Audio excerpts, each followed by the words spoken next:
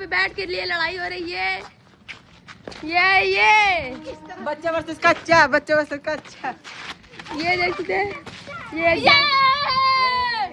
ये guys welcome back to my channel. जैसे कि आज होने वाला क्रिकेट बकते रहेंगे गाइस। मैंने बस बैट्समैन ऑफ माइस देख सकते हैं उधर से हमारे बॉलर बॉल फेंकने जा रहे हैं।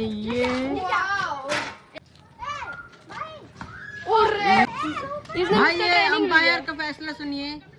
अंपायर अपना फैसला गाइस मेरे से व्हाइट बॉल सीखिए फेंकना। ये देखिए हमारा इस ओवर का पहला छक्का पड़ चुका है। आप क्या कहना चाहते हैं? मैं बोलना चाहता हूँ ये आराम से मैंने छुआया है, बस जाकर क्लिप में देख लो छक्का पड़ गया। ये हमारे यहाँ के बॉलर हैं जो बहुत छक्का मरवाते हैं और मारते भी हैं गाइस। मारते नहीं हैं, बस मरवाते हैं। जैसे कि यहाँ पे